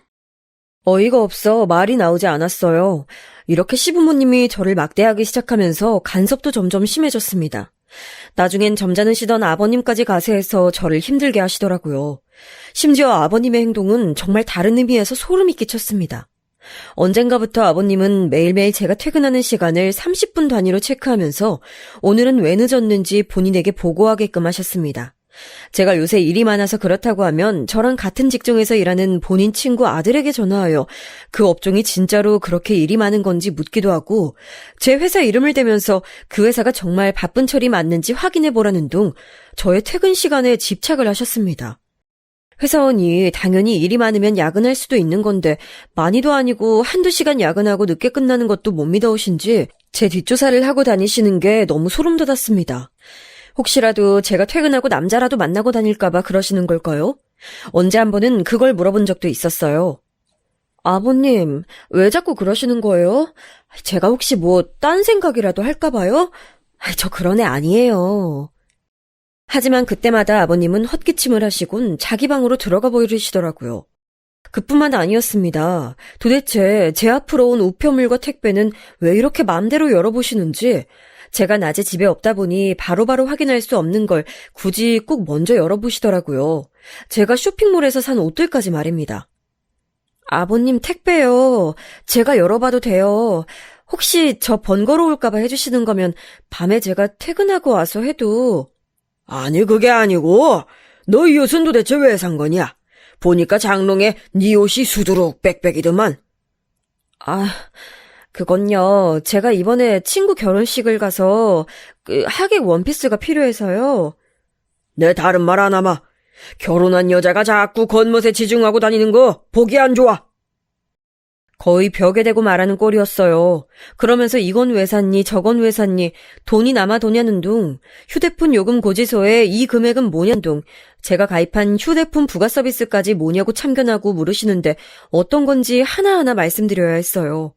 전 원래 독립적인 성격이라 이렇게 하나하나 참견을 당하는 게 너무 스트레스였습니다. 맘대로 열어보시는 것도 기분이 나빴지만 그걸 또 굳이 저한테 와서 꼬치꼬치 캐묻는 것도 정말 힘들었어요. 대충 대답하고 넘어가려고 해도 원하시는 답이 나올 때까지 물고 늘어지셨거든요. 그러고선 사소한 걸로 꼬투리를 잡고 저를 무능력하고 낭비하는 사람으로 만들고서야 직성이 풀리셨습니다. 정말 이 피말리는 기분을 글로 다 적을 순 없지만 정말 당해보지 않으면 알 수 없는 고통이었습니다. 그리고 결혼 초반에는 집안일도 어머님과 같이 했는데 어느 순간 돌아보니 거의 저 혼자 모든 집안일을 다 하고 있더라고요. 아버님이야 원체 집안일에 손 하나 까딱 안 하시는 분이라 기대도 안 했지만 하루 종일 집에만 계시는 어머님은 제가 이 집에 살기 시작한 지 3달째 됐을 무렵부터 자꾸 여기저기 아프다고 하시기 시작했어요. 어제는 머리가 아프고 오늘은 허리가 아파서 못 움직이시겠다고요. 퇴근하고 집에 가면 설거지거리가 한가득, 빨래가 한가득이었습니다. 심지어 제가 퇴근하기 전에 아버님과 어머님이 먼저 식사를 하시고 그대로 설거지통에 두시는 거였어요. 처음엔 남편도 설거지를 거들어서 하려고 했는데 어머님이 눈치를 몇 번 주니까 남편도 그냥 나 몰라라 하고 침대에 드러눕더라고요. 어머님은 외동아들 손에 물 묻히는 거 싫으시다네요. 그래서 퇴근하고 제 일과는 집에 도착하자마자 겉옷부터 벗고 설거지부터 하는 게 일과였습니다. 설거지를 하고 난 후 밥을 차리고 남편과 함께 밥을 먹고 있으면 어머님이나 아버님이 오늘은 어디가 지저분하더라 청소기 좀 돌려야겠다라고 말씀을 하셨습니다. 어머님은 오늘 허리가 안 좋아서 쉬셔야 된다고요. 어머님, 그렇게 많이 아프시면 병원을 가시는 게 좋지 않을까요? 예, 내가 알아서 한다. 병원비가 얼마나 비싼데. 넌 하여튼 돈 아까운 줄은 모르더라. 네가 그 돈 내줄 거 아니면 아무 말 하지 마. 네, 이렇게 병원을 가셔라 해도 절대 안 가십니다. 남편을 일찍 낳으셔서 올해 연세가 50대 중반이신데도 거의 산송장처럼 누워서 TV만 보고 계십니다. 그런데 주말마다 동네 친구분들이랑 여기저기 산책이며 등산이며 나가시는 거 보면 허리가 아프신 것도 아닌 것 같은데 말이죠. 근데 거기다 대고 어머니 꾀병 좀 그만 부리세요 할 수도 없는 노릇이고요. 물론 마음속으로야 100번도 1000번도 넘게 했죠. 아무튼 밥 먹고 먹은 것도 설거지하고 청소기까지 돌리고 나면 그제서야 이제 씻을 시간이 생깁니다. 대충 씻고 나오면 남편은 벌써 침대에 드러누워 핸드폰만 보고 있지만 전 빨래를 해야 돼요. 출근을 해야 하는데 입을 옷이 없거든요. 어머님이야 하루 종일 집에만 계시니까 옷이 없어도 불편한 줄 모르시고 아버님은 원래 옷 한 벌로 며칠씩 입으십니다. 남편이라도 하게 해야겠다 싶어서 며칠 빨래를 안 하고 버텨봤는데 남편은 그냥 어제 입었던 옷 그대로 입고 가더라고요. 그래서 목마른 사람이 우물 판다고 어쩔 수 없이 제가 빨래 담당이 되어버렸습니다. 집안일 얘기 시작하면 한도 끝도 없으니까 이 정도로만 설명할게요. 여기서 남편한테 왜 안 따져봤냐고 하실 분들 있겠죠? 남편한테 수도 없이 불만을 말해봤지만 소용없었습니다. 집안일 좀 도와달라고 하면 자기가 할 테니 그냥 놔두라고만 합니다. 진짜로 그냥 놔두면 아버님이 저한테만 뭐라고 하시는데도요. 그러다 하루는 저도 너무 폭발해서 이렇겐 불편해서 못 산다며 화를 냈습니다. 아니, 시부모님이랑 같이 살면 어머님이 집안일 도와주신다며 참견도 안 하신다며. 이게 뭐야. 아버님은 내 우편 택배물 뜯어보고 어머님은 나보고 취미활동도 하지 말라고 하고 맨날 돈 쓴다고 뭐라고 하고 그리고 집안일 어쩔 거야. 내가 퇴근하고 와서 매일매일 집안일하는 거 당신 몰라? 알잖아. 나도 뼈가 사가. 피곤해서 일에 집중이 안 된다고. 야, 엄마가 아픈 걸 그럼 어떡하냐? 넌 어른이 아프다는데 굳이 시켜야겠냐? 그리고 네가 똑바로 하면 엄마 아빠가 굳이 참견을 하겠냐고. 너 하는 짓거리가 마음에 안 드는데 어른이 훈수 들 수도 있는 거지? 아니 해도 너무하잖아. 나 이렇게 못 살아. 저는 너무 화가 난 나머지 소리를 빽 질렀습니다.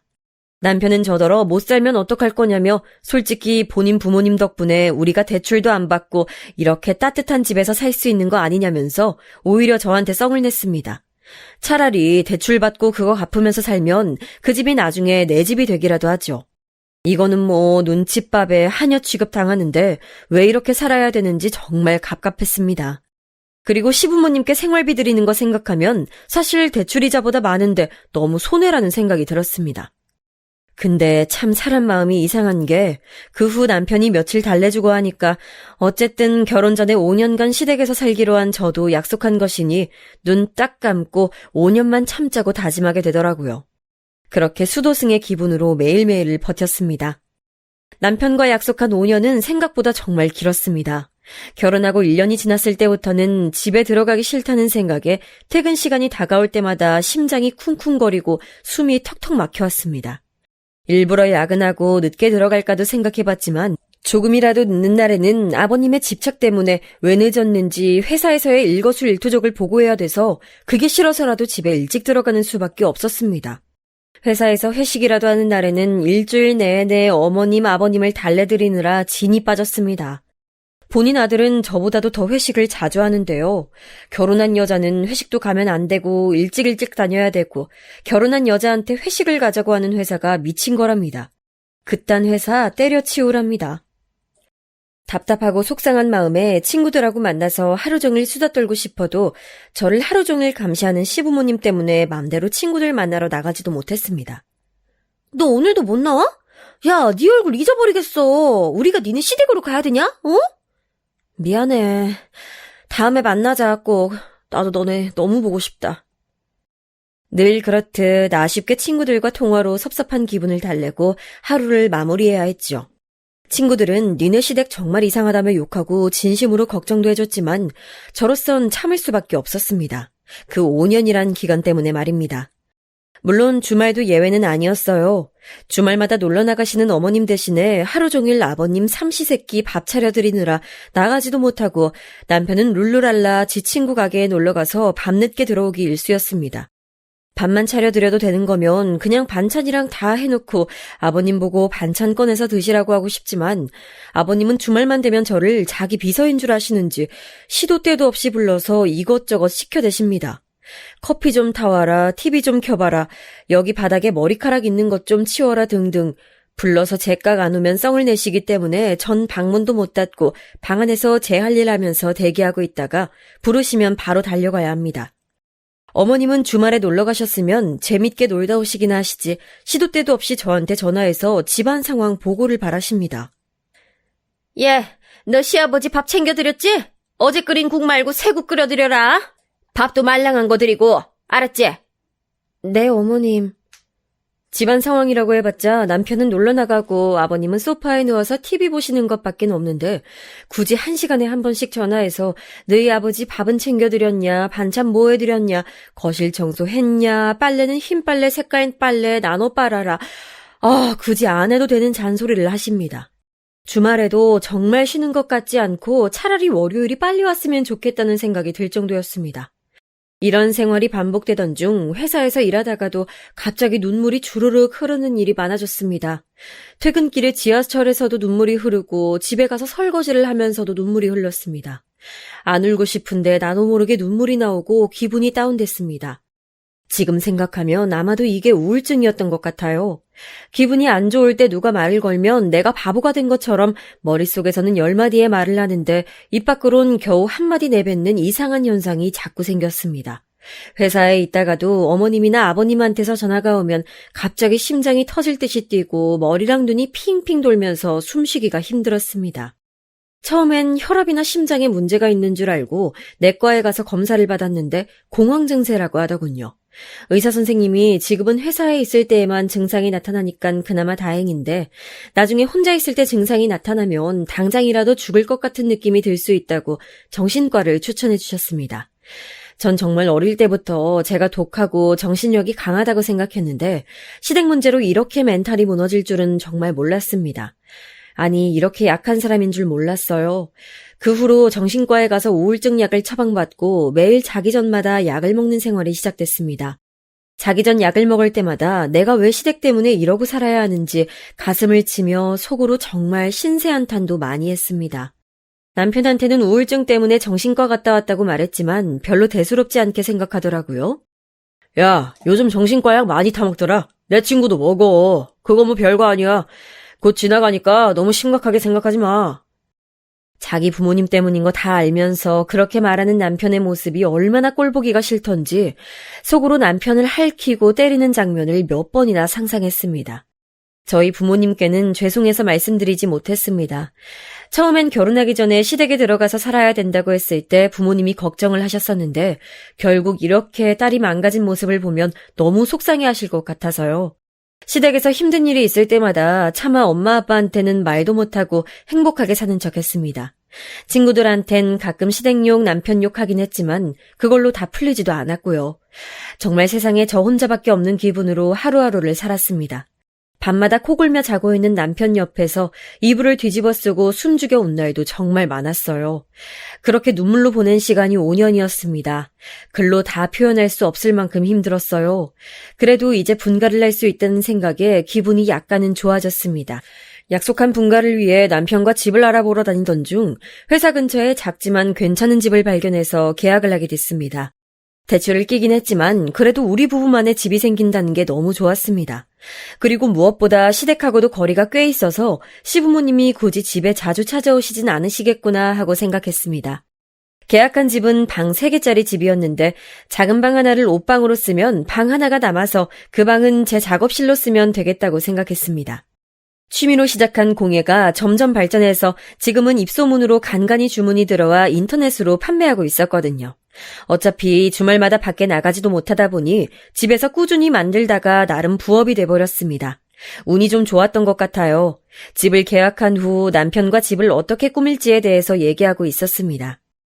여보, 그 작은 방 하나 남잖아. 그거 내 작업실로 쓰면 어떨까? 작은 방?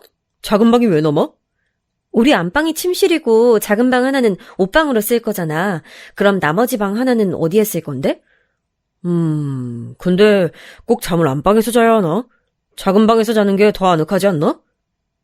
무슨 소리야. 그럼 안방은 어디에 쓰게? 아니, 뭐 어디든 쓰면 쓰겠지. 일단 뭐 급한 거 아니니까 천천히 생각해보자. 남편의 반응이 뭔가 탐탁지 않았지만 집 꾸미는 데 관심이 없어서 그러겠거니 하고 넘어갔습니다. 이후 남편이 침실 문제에 대해서 더 이상 얘기하지 않길래 그냥 해본 말인 줄로 생각했습니다. 그래서 당연히 다른 사람들처럼 안방을 침실로 쓰는 줄 알았어요. 그 후 새 집에 이사 간다는 생각에 너무 들떠서 주말마다 남편과 가구를 보러 다녔습니다. 어머님, 아버님도 웬일인지 이사 갈 집 가구 보러 간다니깐 주말에 자유롭게 나가게 해주시더라고요. 결혼하고 남편하고 둘이 이렇게 밖에 돌아다녀 본 것도 얼마만인지 가구 매장을 여기저기 둘러보며 맘에 드는 가구를 만져보고 앉아보고 꼼꼼히 살펴봤습니다. 그러다가 제 눈에 딱 들어온 침대가 있었습니다. 침대 프레임도 마음에 들고 가격도 적당했습니다. 여보, 여기 침대 앉아봐. 너무 푹신하다, 그치? 나 이런 침대 사고 싶어. 이제 이사 가면 큰 침대에서 잘 수 있겠다. 굳이 큰 침대에서 자야 돼? 너도 나도 잠버릇 있는 것도 아닌데 꼭 넓은 데서 자야 되는 거 아니잖아. 남편은 정색하며 말하더군요. 자꾸 넓은 침대 필요 없다며 작은 침대를 고집했습니다. 사실 시댁에서 살면서 좁은 방에 큰 침대를 놓을 수 없어 여태까지 원룸에서나 쓰는 작은 침대에 둘이 낑겨서 불편하게 잤거든요. 그래서 저는 이사 가면 침대는 꼭 퀸 사이즈 이상 쓰고 싶었습니다. 넓은 데서 자는 로망이 있었어요. 여름에 자다가 옆 사람과 살이다 뜨거움에 짜증이 나지 않는 그런 침대요. 하지만 남편은 이상하게도 다른 가구들은 별말 안 하면서 침대에 관해서는 예민하게 굴었습니다. 안방이 넓어서 큰 침대 들여놔도 충분히 공간이 남는데 굳이 작은 침대를 고집하더라고요. 남편 고집이 장난 아니어서 어쩔 수 없이 침대는 작은 걸로 구매했습니다. 넓은 침대에서 잘 수 있다는 생각에 들떠있던 마음이 한순간 식어버렸지만 그래도 새로운 집에서 새로운 가구들로 꾸밀 생각을 하니 금방 다시 기분이 좋아졌습니다. 여보, 근데 나 작은 방 작업실로 써도 되지? 아이, 그거 뭐 작업 얼마나 한다고 방 하나를 통째로 써. 그냥 거실에서 해. 무슨 거실에서 해. 방이 하나 남는데 왜 못 쓰게 해? 자꾸 일 버리지 마. 그냥 거실에서 상 하나 펴놓고 하면 되잖아. 작업실은 나중에 그걸로 월 200 이상 벌면 그때 얘기해. 남편의 말이 조금 서운했지만 그러려니 했습니다. 같이 사는 집인데 방 하나를 저 혼자 쓰는 것도 조금 이기적인가 하는 생각이 들어서요. 그리고 이게 주업도 아니고 부업이니까 남편 말대로 나중에 규모가 커지면 그때 다시 얘기해봐야겠다고 생각했습니다. 작업실 문제는 그렇다 치고 5년 만에 드디어 분가한다는 소식에 친구들과 가족들도 다들 축하해줬습니다. 처음에 남편이 5년을 얘기했을 때 5년 후에 말이 바뀌면 어떡하나 걱정했는데 다행히 그런 일은 없더라고요. 드디어 제게도 시부모님에게서 벗어날 수 있는 시간이 찾아왔습니다. 5년간 매일 꿈에 그리던 자유의 시간이요. 시간이 지나 드디어 새 집으로 이사하기 전날 침대를 제외한 다른 가구들이 모두 들어와서 남편과 함께 집안 곳곳을 둘러보고 청소를 하고 있었습니다. 집 평수가 크지 않아서 가구를 다 넣으면 진짜 좁아 보일 줄 알았는데 생각보다 넓어서 좋았어요. 솔직히 시댁에서 살 때는 방 하나에 저희 살림을 다 넣어야 되니까 너무 갑갑했거든요. 뭐 새로 사고 싶어도 공간이 없으니까 사지도 못하고 바닥은 발 디딜 틈 없을 정도로 좁았습니다. 어머님은 항상 저보고 방을 지저분하게 쓴다고 청소 좀 하라고 구박하셨지만 사실 방에 물건이 많다 보니 청소를 아무리 깨끗하게 해도 지저분해 보이는 건 어쩔 수 없더라고요. 아무리 얘기해도 이해해주지 않으시는 어머님 때문에 속상해서 몇 번 몰래 눈물을 훔친 적도 있었습니다. 이제 내일 침대만 도착하면 가구는 전부 다 오는 건데 제가 안방 한쪽 벽을 가리키며 침대를 이쪽에 놓으면 되겠다고 남편에게 얘기했습니다. 그랬더니 남편이 갑자기 단호한 표정을 지으며 침대를 안방에 놓지 말자는 거 아니겠어요? 침대도 작은 거 샀으니 그냥 작은 방에서 자자면서요. 그래서 그럼 안방은 그냥 비워두자는 거냐고 물었습니다. 남편이 이렇게 대답하더군요. 안방은 우리 엄마 아빠가 쓰기로 했어. 저는 제가 잘못 들었나 싶어서 다시 물었습니다. 그게 무슨 소리야? 어차피 작은 방 2개 우리가 쓰면 원래 살던 집보다 넓게 쓰는 거잖아. 안방은 엄마 아빠가 쓰기로 했으니까 그렇게 알아. 남편은 강압적인 말투로 저한테 통보하더군요. 도대체 이게 무슨 소린가요? 어머님 아버님 집이 있는데 굳이 왜 여기에 사시냐고요. 남편에게 꼬치꼬치 물었더니 정말 황당한 소리를 하더라고요. 자가인 줄 알았던 시부모님 집이 사실은 월세였고 월세 계약 기간이 곧 만료되어서 나가야 된다고요. 월세 보증금 뺀 돈으로는 다른 집에 이사 가기엔 모자라서 우리 집으로 들어오신다네요. 2분이 사시는데 더 작은 월세집으로 이사 가면 되는 거 아니냐고 했더니 이렇게 말하더군요. 우리 아빠 이제 곧 정년퇴직하시면 집안에 돈 버는 사람이 없는데 월세를 어떻게 감당하냐? 아니, 그동안 모아둔 돈 있으실 거 아니야. 퇴직금은. 아빠 혼자 우리 식구 먹여 살린다고 모아둔 돈 없어. 그리고 퇴직금 있다고 그거 다 월세 내는데 꼬라박으면 되냐? 앞으로 몇십 년은 더 사실 텐데 그걸로 필요한 데 쓰셔야지. 저는 너무 화가 나서 소리쳤습니다. 여보! 5년 있다가 분가하기로 했잖아. 약속한 거 잊었어? 어머님 아버님 들어와서 사시는 거면 이게 어떻게 분가야? 그냥 집만 바뀌는 거잖아. 너는 엄마 아빠 있으면 어떻다고 자꾸 분가 타령이야. 그리고 솔직히 지금 살고 계시는 집 나오면 월세도 안 드니까 우리도 좋잖아. 월세는 아버님이 내고 계셨던 건데 우리랑 무슨 상관이야? 아, 당신 설마... 네, 설마 했던 일이 사실이었습니다. 남편은 그동안 시부모님께 생활비 드리는 걸로 모자라서 월세도 저 몰래 내주고 있었던 겁니다. 어쩐지 평소에 담배 피는 거 외에는 커피값도 아껴 쓰고 밥도 맨날 친구네 가게에 놀러가서 얻어먹고 그러길래 좀 알뜰한 스타일인가 보다 했는데 저 몰래 본인 용돈으로 월세 내느라고 그런 거였어요. 이거 정말 사기 아닌가요? 그러면서 자기는 알뜰하다고 생색내고 저보고는 취미재료 산다고 구박하고 그런 거였지 뭐예요? 진짜 뒤통수를 망치로 한 대 얻어맞은 느낌이었습니다. 게다가 자가인 줄 알았던 시부모님 집이 월세였다니요. 노후 대비가 이 정도로 안 돼 있으신 줄은 정말 몰랐습니다. 남편은 형제도 없이 외동아들이라 이제 남은 평생 시부모님 수발은 유일한 며느리인 제 몫임이 너무나도 분명했습니다. 너무 황당해서 말이 안 나오고 눈앞이 새까매졌어요. 그때 띵동 하고 초인종 울리는 소리가 들렸습니다. 누구세요? 예, 가구 배달입니다. 문을 열어보니 커다란 퀸사이즈 침대가 배달되어 집 안으로 들어오고 있었습니다. 저한텐 한마디 상의도 없이 부모님 침대를 새로 사서 저희 집으로 배달시킨 거였어요.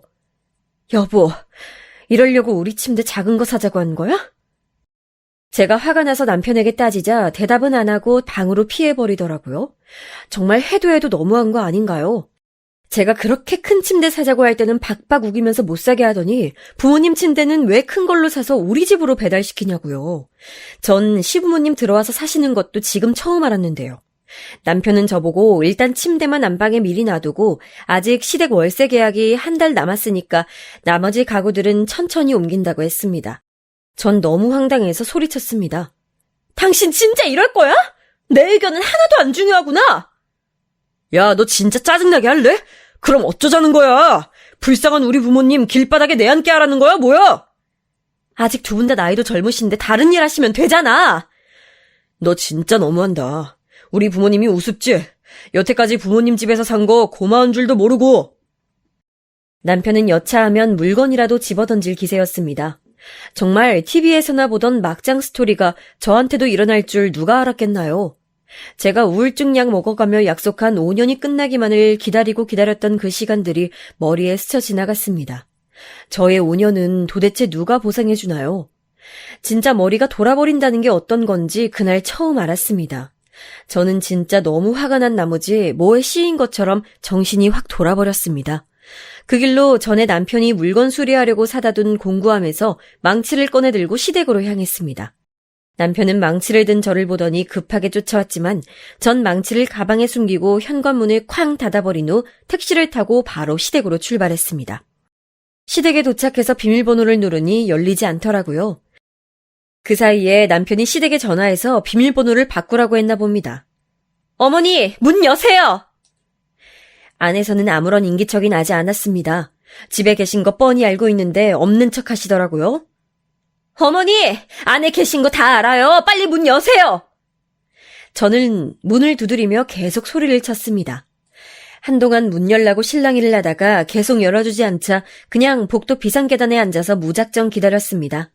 1시간 반쯤 지났을 때 밖에서 아무 소리도 들리지 않자 제가 간 줄 알았던 시어머니가 현관을 슬쩍 열었습니다. 저는 그 기회를 놓치지 않고 달려가서 문을 잡았습니다. 어머니, 집에 계시면서 왜 없는 척 하세요? 아니, 그게... 전 당황해서 버벅거리는 어머님을 밀치고 성큼성큼 집 안으로 들어갔습니다. 조용해서 어머님만 계신 줄 알았는데 아버님도 계시더라고요. 전 비장한 표정을 지으며 두 손을 가지런히 모으고 어머님 아버님께 고개를 숙였습니다. 어머님 아버님 안녕히 계세요. 그동안 감사했습니다. 아니지, 저한테 감사하셔야겠네요. 제가 5년 동안 종년 노릇 열심히 해왔잖아요. 제가 이혼할 거고로 이렇게 말하자 어머님이 소리를 지르셨습니다. 너 그게 무슨 말버릇이니? 맞잖아요. 제가 그간 이 집 청소 빨래 다 해드렸고 봐드렸으니 그게 종이죠. 거기다 어머니 아버지가 절 그렇게 대접하셨고요. 그런데요 어머님, 이제 새 집에서 아들이랑 같이 사시려면 제가 사드린 가구들은 필요 없으시겠네요. 이미 살림살이 다 갖춰놓은 집안에 몸만 들어가시면 되잖아요. 전 말이 끝나자마자 가방에서 망치를 꺼내 TV장을 내리쳤습니다. 평소에 망치질이라곤 해본 적도 없던 제가 전 먹던 힘까지 쥐어짜내서 있는 힘껏 내리치고 또 내리쳤습니다. 어머님과 아버님은 저보고 미쳤냐고 소리치며 제 양팔을 마구잡이로 붙잡았습니다. 저 안 미쳤고요. 어차피 제 돈으로 산 건데 제 마음대로 해도 되는 거잖아요. 안 그래요? 5년 동안 내가 이 집에서 마음대로 할 수 있었던 건 단 하나도 없었는데 이 정도는 해도 되잖아요. 저를 말리는 어머님 아버님과 몸싸움을 하며 팔이 닿는 대로 전부 부수고 또 부쉈습니다. 물건을 부수면서도 눈에서는 눈물이 하염없이 흘렀습니다. 눈앞이 뿌예서 잘 보이지 않아 그냥 보이는 대로 다 부쉈던 것 같아요. 그러던 중 현관문이 열리더니 남편이 집 안으로 들어왔습니다. 제가 연락을 안 받으니 불안했는지 시댁으로 찾아온 겁니다. 야, 너 미쳤어? 남편이 저한테 달려들었지만 전 아랑곳하지 않고 부엌으로 가서 식탁을 망치로 내리쳤습니다. 제가 미친 사람처럼 망치를 들고 날뛰니 막상 무서운지 적극적으로 말리지도 못하더라고요. 전 남편을 노려보며 말했습니다. 왜? 네 머리통도 내리쳐주리? 남편은 얼굴이 시뻘개져서는 어이가 없다는 표정으로 콧김만 내뿜었습니다. 전 이 상황에서 잘못을 빌기는커녕 뻔뻔하게 저한테 화를 내는 남편과 시부모님의 모습에 정말 치가 떨렸습니다. 다시 다른 가구들을 계속 부수고 있는데 시끄러운 소리에 찾아온 이웃들 때문에 어쩔 수 없이 망치질을 멈췄습니다. 전 그 길로 아무 말 없이 가방을 챙겨 집을 나와 친정으로 향했습니다. 택시를 타고 친정을 가는데 눈물이 하염없이 흘렀습니다. 내가 여태 5년 동안 고생한 건 도대체 무엇이었는가를 아무리 고민해봐도 답이 나오지 않았습니다. 부모님 속상하실까봐 여태 아무 말도 안 했는데 차라리 진작 말씀드렸으면 부모님이 먼저 나서서라도 이혼하라고 하셨지 않았을까 하는 생각이 들었습니다. 남편과 시부모님한테서 전화가 계속 오길래 휴대폰 전원을 꺼버리고 시뻘개진 눈으로 친정집에 도착하니 엄마 아빠가 놀라시더라고요. 엄마, 아빠. 아니, 너 이 시간에 무슨 일이야? 왜 울어? 네, 여기까지가 3일 전까지 있었던 일들입니다. 이후로 저는 친정집에서 부모님께 그간 있었던 일들을 모두 말씀드렸고 아빠께서는 저한테 그딴 집구석 가만 안 둔다면서 당장 이혼하라고 난리가 나셨습니다. 엄마는 그래도 시부모님이랑 같이 살지 않는다는 조건에 남편이 동의하고 싹싹 빈다면 이혼은 다시 한번 생각해보라고 하시네요. 저도 지금은 머리가 너무 멍해서 어떻게 해야 될지 잘 모르겠습니다. 친구들은 당연히 당장 이혼하라고 하는 상황이고요. 저도 머리로는 당장 이혼해야 된다고 생각하는데 막상 또 어린 나이에 결혼해서 남들보다 일찍 이혼녀가 된다는 사실에 망설여지는 것도 사실입니다. 요즘 세상에 이혼은 흠이 아니라지만 그래도 막상 제 일이 되니까 쉽게 결정하기가 어렵네요. 엄마 말대로 남편이 잘못을 빌고 원래 계획대로 분가를 한다면 부부 사이가 조금 나아지지 않을까 싶기도 하고요. 남편이 원래 나쁜 사람은 아니었으니까요. 이번 주 안에 결정을 내리고 싶은데 어떻게 하면 좋을까요? 이혼만이 답일까요? 아마도 며칠은 더 고민을 해봐야겠죠. 하지만 지금 심정으론 남편도 시부모도 단 1분 1초도 같이 있고 싶지 않은 게 솔직한 마음입니다. 세상에 드라마에서만 나오던 일이 저에게 일어날 줄이야. 평범하게 사는 게 가장 어렵다는 말을 어디선가 들었는데 그 말이 지금 너무나도 와닿는 순간입니다. 평범하고 무난한 결혼 생활을 하시는 분들이 정말 부럽기도 하고 존경스럽기도 한 밤이네요. 여러분 가정에는 항상 평화와 행복이 가득하시길 바라겠습니다. 제 긴 이야기를 들어주셔서 정말 감사합니다.